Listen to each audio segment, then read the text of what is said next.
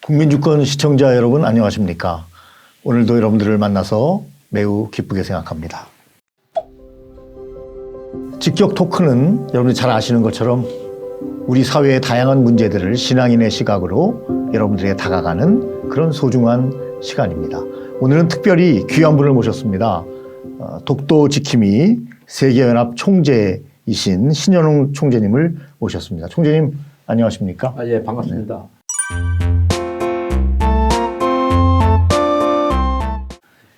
오시는데 불편하지는 않으셨습니까? 예, 괜찮습니다. 네, 감사드립니다. 총재님 활동을 보니까 굉장히 다양하시고 또 깊이가 있고 그리고 우리 총재님의 어떤 인생의 걸음이 굉장히 아름다웠다 이런 생각이 들었습니다. 참 감사한 말씀을 드리고요. 우리 독도 지킴이 네. 세계연합 총재님이신데 네. 독도 지킴이 세계연합에 대해서 한 말씀 먼저 주시면 감사하겠습니다. 예, 독도 지킴이 세계연합이 탄생은 2008년도 7월 14일 날 네.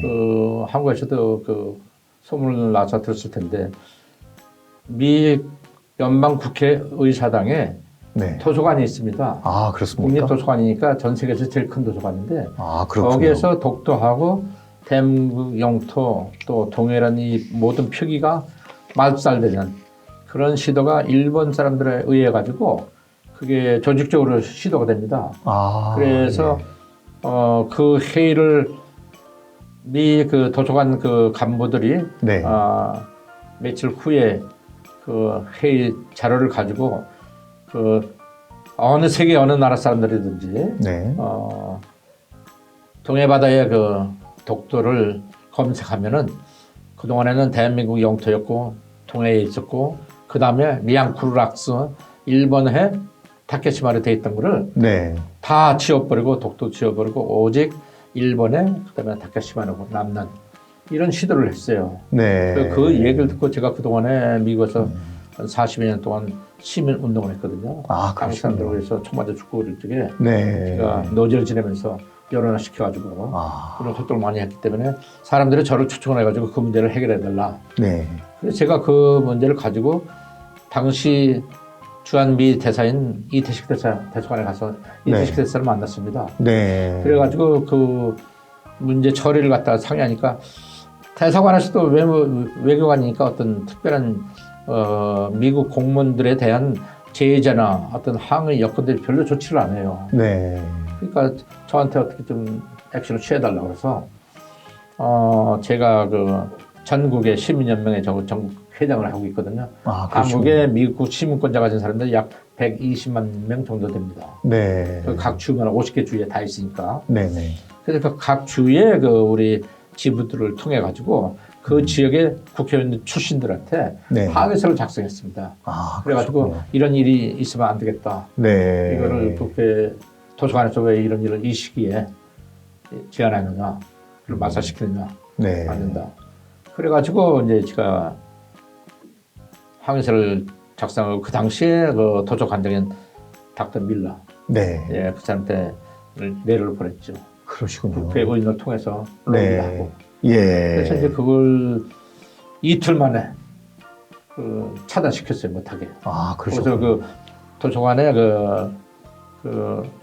검색어 담당하는 국장이 있는데, 미세스 틸렛이라고 그래요. 닥터 틸렛 박사가 전화 와가지고 이건 누구한테 얘기하면 되느냐, 우리 이런 거 안 하기로 했으니까 다시 우리 더 바다하지 말라, 괴롭히지 말라. 제가 소식을 직접 받고 전화를 받고 이태식 대사한테 가서 얘기를 했죠. 나중에 이태식 대사가 저를 만나가지고 거수경련하더라고요. 그렇습니까? 예. 그때는 한국에 그 광우병 때문에 대모가 아주 심했을 때예요. 그때 이명박 정부 때죠. 예. 그리고 난 다음에 2주 후에 네. 국방부 지명위원회에서 똑같은 사건이 또 일어납니다. 그래서 미군 현역군이 약 145만 명인데 그 사람들 작전 지도에 대한민국 영토 독도는 없어지고 일본의 다케시마만 나와요. 양풀 낙사고. 전 세계 파병대에 있는 그 군인들이 다 그 지도를 보고 작도를 합니다. 그거를 대사관에서 알아가지고 우리 이태식 대사가 부시 대통령 당시에 그걸 건의하게 됐죠. 그래가지고 부시 대통령이 그 제안을 받고 나서 바로 그 당시에 그 러시아 국무장관이 있었어요. 국무장관 불러가지고 러시아 이 문제 어떻게 된 건지 빨리 확인해라. 내가 앞으로 열흘 후면 한국 방문할 건데 이 문제를 해결하고 내가 가야 되겠다. 이래가지고 확인해 보니까 국방부에서 똑같은 챌린지 받은 거예요. 일본 사람들한테. 그렇군요. 그래서 그것도 이틀 만에 원시시켰어요. 보고 받고 나서 부시가 원시시켜라. 해서 그리고 난 다음에 뉴욕의 학부형 회의에서 거기서 뉴욕 교과서에 또 그걸 바꾸고 그 다음에 버지니아 주정부에서 또 시도하고 나중에는 저희들이 그 버지니아 주정부에 동해 병기 표기를 갖다 활동해서 통과시켰지만은 이런 일만의 일들이 계속 진행되니까 이거는 대한민국 정부에만 맡기면 안 되겠다. 그래서 그때 저희들이 이건 민간 단체로 우리가 전 세계로 전 세계로 향해서 하니까 프랑스, 독일, 뭐 이태리 할 것 없이 다 이런 문제가 있어요. 그래서 이것을 빨리 제재해야 되겠다. 그러려면 우리 전 세계에 나가 있는 우리 동포들이 앞장서 가지고 또를 지켜야 되겠다. 그래서 이것이 애국 운동도 되고 또 잘 아시지만 대한민국의 그 해외 국내 동포들이 애국심을 하나로 모으는 결정적인 계기도 되고 이것이 앞으로 성공하면은 통일 운동까지 같이 한번 해보자 하는 의미에서 독도 지키기 세계를 만들었죠. 성사해가지고 그 뒤로 일을 많이 했습니다. 아주 귀한 사역을 감당해 주셨는데요. 동해표기도 하고 또 국제수기구에도 매 5년마다 이사일들이 제대로 가서 롤하고 그렇겠죠. 감사합니다. 총재님 말씀 잘 들었습니다. 이렇게 폭넓게 국제적으로 활동해 주시니까 저도 든든하고 독도에 대한 문제가 잘 해결될 것으로 그런 생각이 듭니다.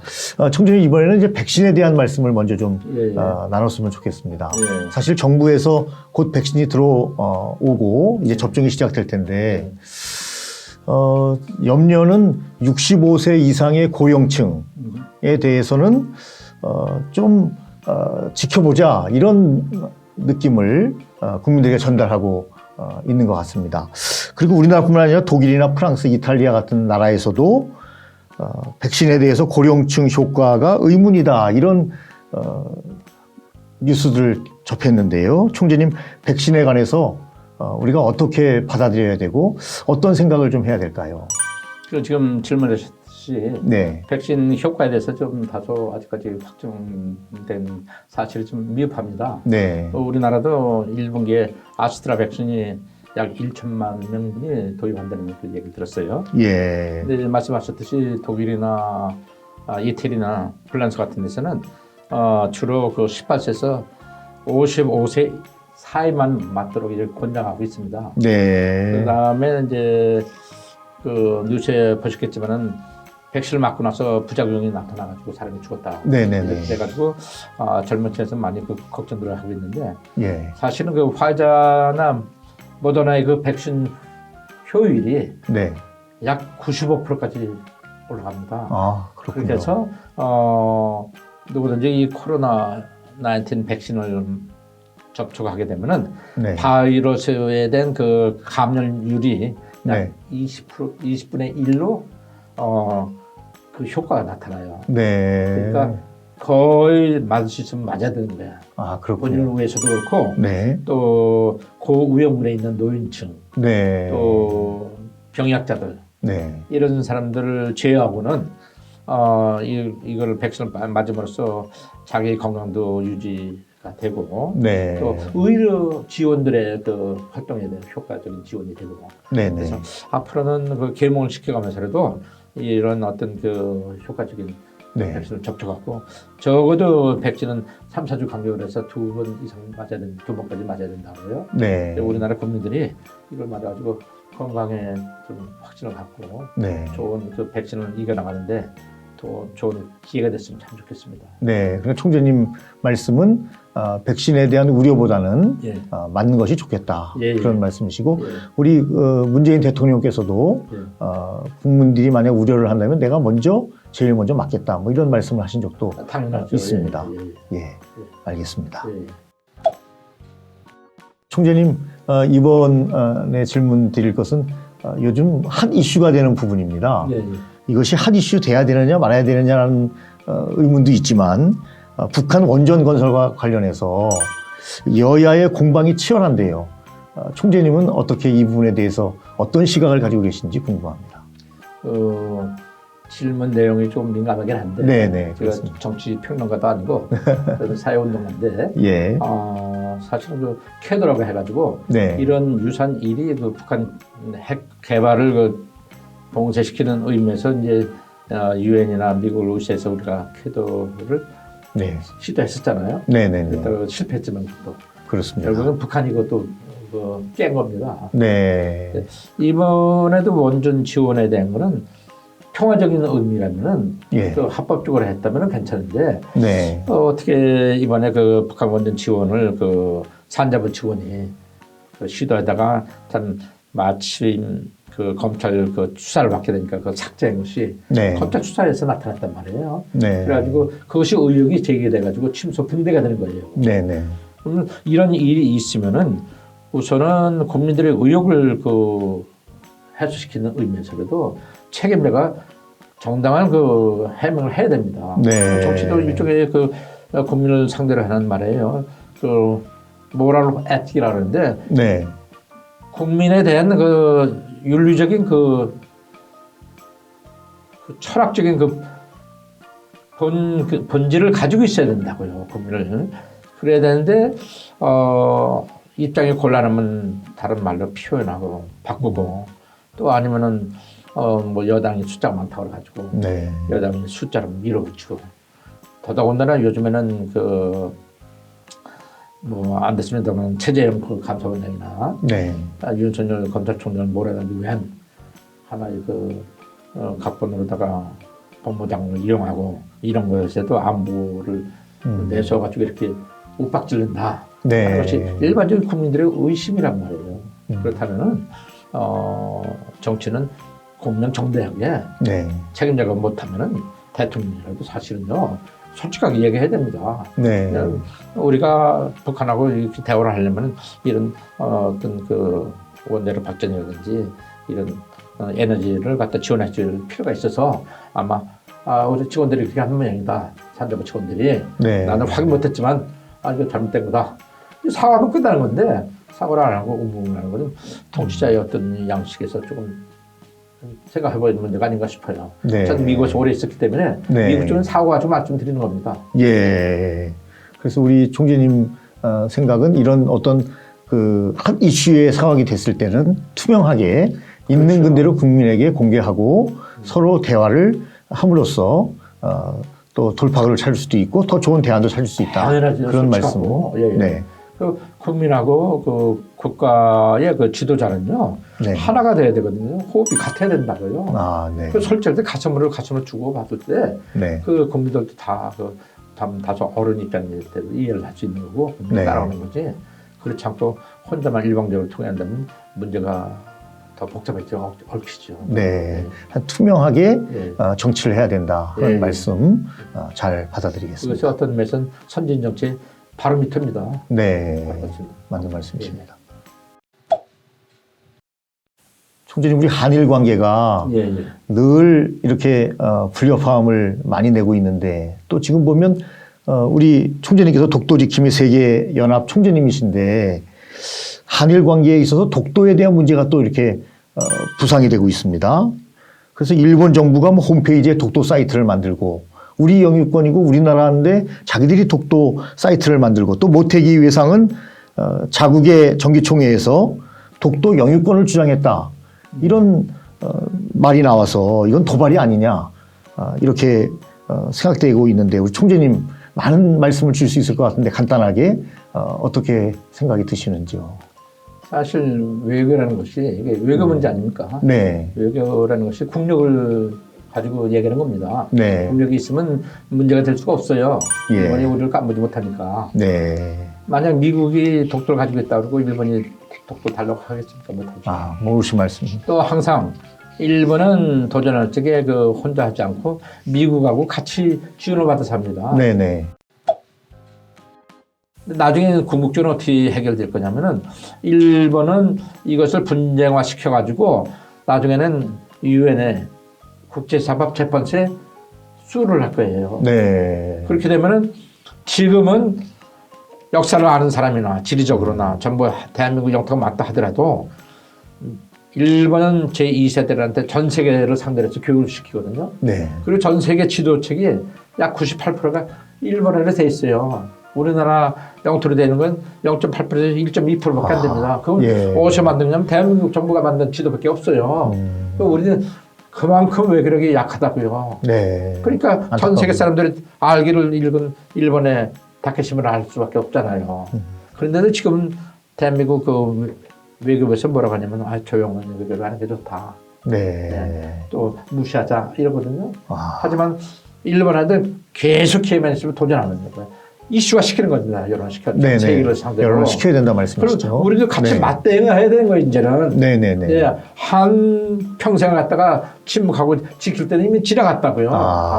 그렇기 때문에 외교 정책을 좀 바꿔야 되겠고 네. 물론 일본하고 전쟁하면 안 됩니다. 다투면은 요즘에 한미 동맹 관계도 있고 네. 인도태평양 그 블락도 만들어지니까 네. 일본 이웃이니까 잘 살아야 되거든요. 예. 대신에 얘네들이 나쁜 마음을 가지면 안 되는 거예요. 예. 그런 걸 교육시키고 국민들한테 교육시켜서 국민들도 일본 사람들을 관광객이 오든지 만나든지 하면은 야, 우리 친구 국가인데 이웃 국가인데 너희들 이런 걸 바로 알아야 된다.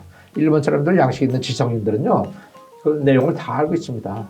네. 그래서 뭐 심지어는 2차 대전 때 우리 위안부 사건이라든지 네. 자기네 시민정책 참배하고 내용을 있어가지고 국민 오히려 그 사람들도 데모를 하고 네. 정부에 항의하고도 그래요. 예, 의식 있는 지식인들이 예, 꽤 있다는 말씀이시죠. 그 사람들 우리보다 양심이 더 밝은 것 같아요. 어떤 면에서는. 그렇군요. 우리 너무 쓸데없이 침묵 많이 해요. 네. 용기가 없어 그런 것 같습니다. 저는. 그러니까 이런 일을 국민이 대동단결해야 돼요. 하나가 돼야 됩니다. 네. 그래서 국력 대 국력으로 국민 대 국민을 나가야 돼요. 네. 좀 그렇게 생각합니다. 네, 아주 귀한 말씀이시고 우리 외교부에서도 보면 너무 미직지근하게 이렇게 대응해서는 안 되겠다. 적극적인 대응이 필요하다 하는 말씀으로 네, 맞습니다. 그렇게 정리가 됩니다.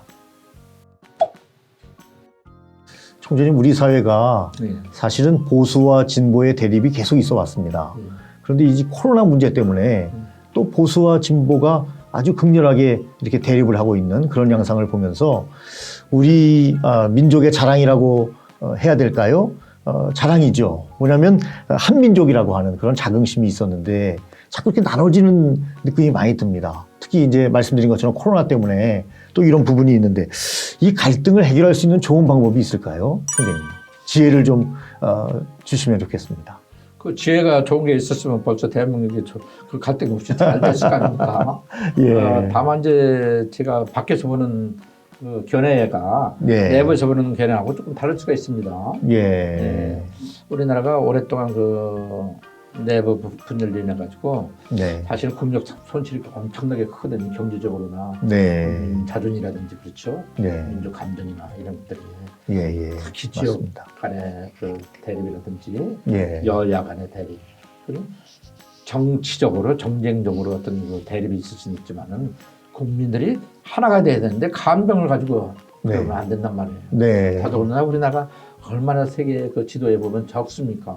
맞습니다. 뭐 저는 미국에서 오래 살고 전 세계 많이 다녔습니다만은 우리나라 땅에 약 지금 남한의 100배가 넘는데 예. 그 큰 나라에서도 지역 감정이 없어요. 아, 그렇습니까? 예. 여야도 최근에 아주 나빠졌지. 네. 뭐 여야 감정이 있을 수가 없습니다. 결정하면 거기는 그 정의 개념이 파워예요. 네. 그래서 힘 있으면 전쟁에서 총 가지고 이기면 되는 거고 요즘엔 전쟁에 대한 그 개념이 국력의 개념이 좀 바뀌어졌습니다. 네. 옛날에는 뭐 어떤 그 최신 무기, 그 다음에 그 군인들의 숫자, 아니면은 그 신무기 가지고 네. 예, 그 제압하는 것이 강대국으로 됐는데 네. 경제력하고 요즘에는 강대국의 의미는요.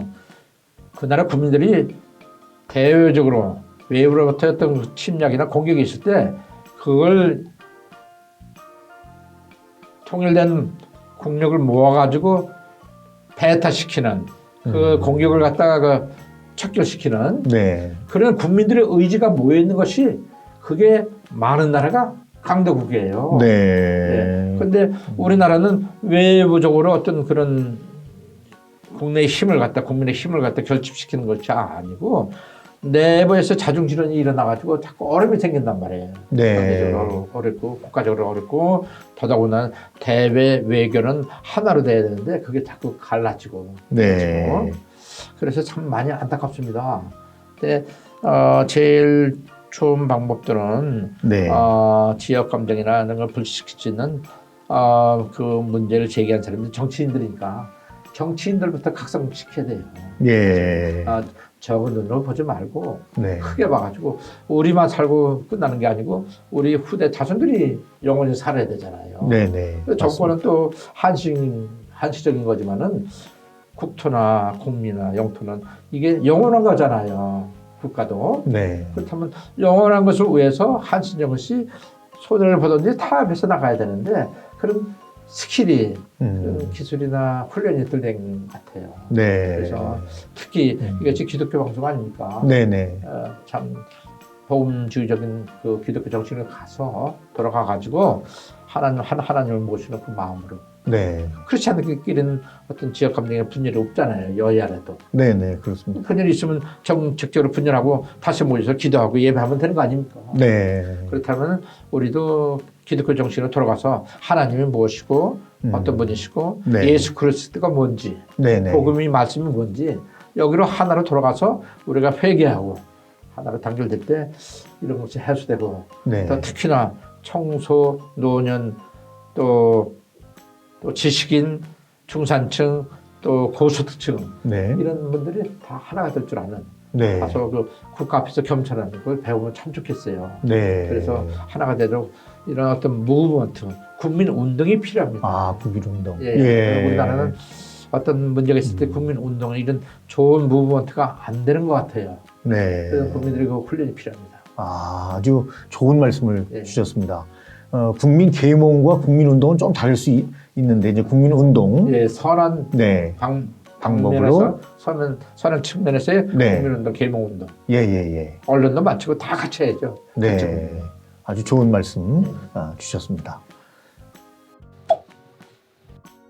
총재님, 우리 한국 사회에 보면 요즘 결혼을 안 하려고 합니다. 네. 그러니까 다음 세대의 문제가 심각하게 돼 있고 또 청년들도 취업이 안 됩니다, 요즘. 그래서 코로나의 위기 속에서 더 청년들이 취업이 더 어려운 상태고 교회도 지금 젊은이들이 들어오질 않습니다. 이런 여러 가지 어려운 다음 세대의 문제 우리가 어떤 고민을 좀 해봐야 해답이 있을까요? 참 좋은 질문이신데 네. 같이 그 일 때문에 전부 고민을 하고 있습니다. 네. 제가 몇 년 전에 유럽을 많이 돌아다녀 봤는데 네. 옛날에 그 왕성했던 그 교회나 천주교들이 거의 다 이제 문을 닫고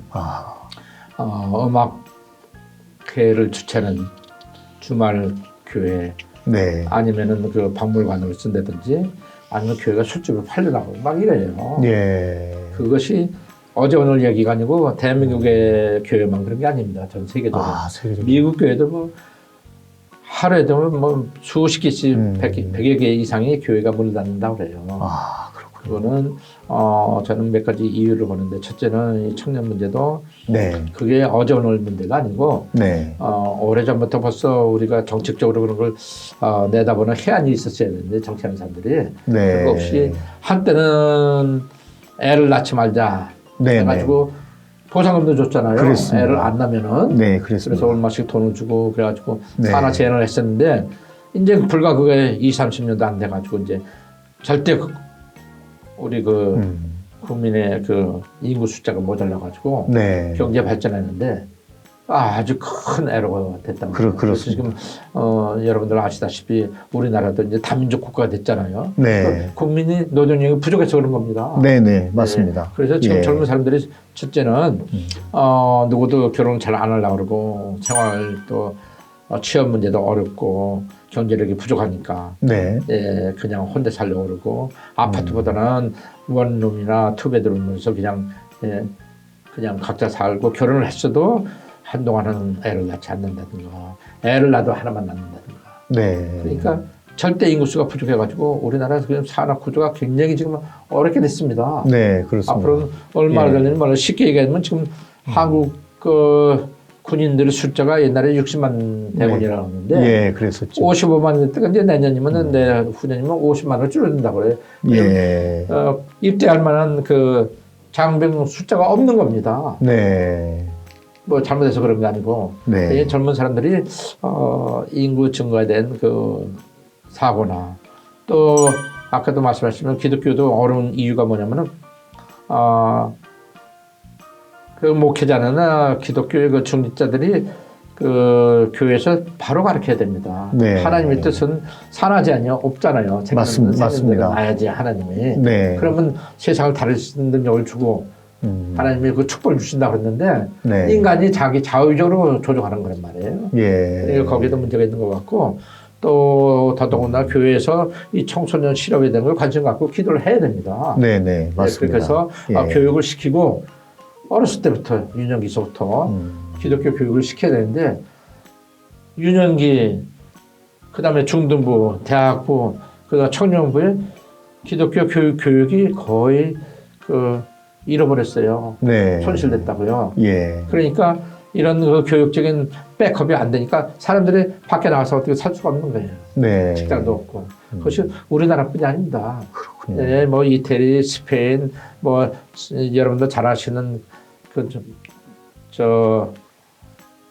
선박왕이 있죠. 오나시스가 난 그리스 같은 데도. 그리스. 예, 예. 청년들이 길에서 그냥 놀아요. 대학교 나오면. 그렇습니까? 대마하고 맨날. 아주 부족하거든요. 그런데 파퓰리즘 때문에도 이제 네. 있었지만은. 네. 네. 그래서 우리나라도 그걸,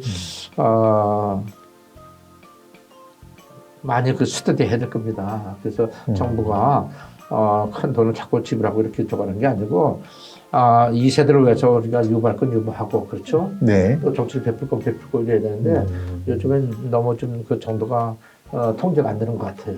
네. 정치 욕망이 있으면 안 됩니다. 네. 그것이 사회적으로, 또 국가적으로, 정치적으로, 그 다음에 종교적으로, 기독교적으로 그렇게 돼야 돼요. 네. 요즘에 코로나 때문에 통제하고 교회를 갖다가 자꾸 뭐 이런 걸 통제하는 것도 그건 넌센스입니다. 좀 네. 자유가 있어야 되는데 요즘에 우리 언론의 결제, 뭐 종교의 자유 이런 것들이 다 제한을 받고 있잖아요. 네. 코로나 핑계로 그러는데 사실은 크게 보면요 꼭 그렇지도 않습니다. 네. 지하철 어디 통제 받습니까? 네, 그렇죠. 네? 백화점 통제 받아요. 맞습니다. 어디 가보면은 큰 어시장 같은 데 보면 말이에요. 막 사람들이 너무나 복잡해요. 네. 사실은 그런데 오염 요소가 많은데도 교회는만 꼭 5시 해야 된다. 9시 이후에는 영업소 영수상인도 살기 힘든데 말이야. 네. 영업하지 말라. 통제가 가능한 거, 문제가 없는 데만 그렇게 하는데 그러지 말고 근시안적이 아니고 큰 안목에서 해서 인구를 증가시키는 산화 제한을 어떻게 더 제고시키는 네. 출생을 네. 이런데 더 공력을 써야 되고 전문가들을 세워가지고 정책을 입안해야 됩니다. 네. 정치가들이 다 할 수 있는 게 아니에요. 네. 그때 필요한 전문가들 세워야죠. 우리나라는 전문가들을 갖다 대접을 잘해주고 그때 그 사람들 서서 사용하는 것을 아주 좀 다소 부족한 것 같아요. 네. 그리고 자기들은 다 하려고 그러고 네. 그렇지 않습니다. 전문가를 다 써야 돼요. 그게 사회 시스템입니다. 네. 미국에서는 시스템이 움직여요. 다. 시스템화되어 있군요. 네. 네. 전문가들 엄청나게 연구소도 많고요. 수백 개입니다. 워싱턴 아니어도 큰 거라도 브루킹스라든지 아니면 헤리티지 파운데이션이라든지 국가전략연구소라든지 치는 게 많잖아요. 각 대학교마다 연구소 다 있고 네. 그리고 그걸 풀 활용한단 말이에요. 그래서 국가가 어려울 때 난제가 생겼을 때 그 군단이 분열될 때 또 남북관계 문제 있을 때 이거 전문가들 다 활용해야 돼요. 네. 청와대 혼자 할 수 있는 거고 국회에서만 할 수 있는 거 아닙니다. 네. 우리 또 뭐 교육자 아니면 어떤 집단에서 이거 해결할 문제가 아니고 청년들도 같이 모여야 되고 다 해서 네. 국가의 어떤 대난을 막는데 일조에 공헌할 수 있어야 되죠. 네. 그런 시스템이 준비돼야 됩니다. 네, 시스템화가 필요하다는 그런 말씀을 또 대안으로 말씀해 주셨습니다. 한국 사회가 다양성을 지향하는 것은 좋은데 일부에서 그런 이야기들이 많이 나옵니다. 우리 대한민국이 자유민주주의의 정책이 많이 좀 퇴보하는 것 같다. 이런 우려의 소리들이 여기저기서 들려오고 있는데요. 모두 다 함께 잘 사는 행복한 나라를 만들기 위해서는 우리가 어떤 지향점을 가지고 나가야 될까요? 글쎄요, 자유민주주의라는 것은 이제 개인의 어떤 그 삶의 질을 고급화시키는. 네. 그래가지고 여러 국민들 잘 살도록 만드는 거거든요. 네. 그래서 자유민주, 경제민주 이런 걸 주장하는데 네. 그렇다면 그 개성을 개발을 하고 효과적으로 인간 개인이 행복하게 살 수 있는 지수를 늘려주는 것이 그 자유민주주의의 궁극적인 목적 아니겠습니까? 네. 만약에 반대로 얘기한다면 공산주의나 사회주의 같으면은 개인의 자유를 갖다 통제를 하고 구속하면서 그렇습니다. 국가의 어떤 목적을 향해서 이끌어가는 것이 이제 사회주의 그렇죠. 공산인데 예. 원천적으로 우리 대한민국에서는 그 사회주의나 공산주의를 거부하는 나라란 말이에요. 네. 또 6.25 때 그 전쟁 치러가지고 그 적대 국가로 만들었고 그렇죠. 그렇습니다. 예. 근데 그 철학이 움직여 나간다. 지금 훼손돼 나간다. 네. 거기는 국정 철학 아니면은 국민의 민주주의 의식이라는 것이 지금 사고가 바뀌어 나가는 거 아닌가 싶어요. 네. 그것이 비단 전교조의 교육에 의한 것인지 아니면은 사회주의 그 공산주의의 사상에 물들어 있는 소위 얘기하는 좌파 세력들에 의해서 그렇게 바뀌어지는 건지 그건 알 수는 없습니다만은 네. 국민들은 아마 생각하고 계실 거예요. 네. 또 나라를 걱정하는 애국자나 애국 시민들도 연마할 거고. 네. 그래서 이것이 어떤 좌평행으로 가서 국가 발전이나 국민 발전에 저해되는 일들은 되도록 피해 가야 되겠죠. 네. 운영의 묘를 기해야 되는데 정치 수완이라는 건 그렇거든요. 국민 민복을 위한 거라고요. 네. 나라의 이익을 위하고 국민의 행복을 위해서 해줘야 되는 그렇습니다. 되면은 네. 그리고 거기에 초점을 맞춰야 되는데 그것이 아니고 정권 유지를 위한다든지 아니면 현 상태를 어떻게 피해가는 어떤 소규모적인 네. 또 그 다소 그 시야가 좁은 이런 사고나 견해를 가지면 안 되겠죠. 네. 그래서 되도록이면 우위의 분들은 선정을 베풀어야 됩니다. 네. 베풀고 좀 뭐 탄핵 같은 거 얘기가 많고 그런데 탄핵 단어 자체가 좋은 게 아닙니다. 그렇습니다. 그렇죠. 그러니까 네. 굳이 그런 일이 있다면은 각 부처에 그 관련된 그 감독기관도 있으니까 거기서 하도록 하고 안 되면 그쪽에 압력도 넣어야죠. 네. 부처가 합쳐는 게 아니고. 그리고 대통령은 중심적인 국민의 중심축이 돼야 됩니다. 네. 그래서 좌측으로 우측으로도 기울지 않도록 어떤 중심을 지켜나가는 네. 중용을. 네. 그래서 국민을 아우르면은 우리나라 국민들이 정부의 말을 참 잘 듣습니다. 네. 맞습니다. 예, 질이 나쁜 백성이 아니거든요. 네. 그렇다라고 보면은 앞으로 뭐 비극적으로 생각하지 말고 희망을 갖고 네. 한 사람 한 사람들이 그런 민족을 위해서 또 우리 시민 사회를 위해서 네. 노력하면 아마 다시 좋은 나라가 되지 않을까 싶습니다. 네. 그것이 우리나라 국력의 바로미터입니다. 그렇습니다. 네. 예. 우리 총재님의 좋은 지혜를 오늘 저희들에게 많이 가르쳐 주셔서 참 감사하게 생각하고요. 우리 총재님 더욱더 앞으로 모든 사역들 또 모든 하시는 일들이 주님 안에서 잘 진행되기를 저희도 기도하겠습니다. 총재님 진심으로 감사드리고 지금까지 신현웅 총재님과 함께했습니다. 오늘 초대해 주셔서 감사합니다. 네, 감사합니다. 네, 우리 국민들도 표현하시기 바랍니다. 네, 감사합니다. 지금까지 함께해 주신 우리 시청자 여러분 한 분 한 분에게 진심으로 감사드리고 좋은 대안들을 많이 말씀하셨습니다. 우리가 마음에 잘 새겨서 더욱더 아름답고 귀한 삶이 되었으면 좋겠습니다. 지금까지 직격 토크의 박병득이었습니다.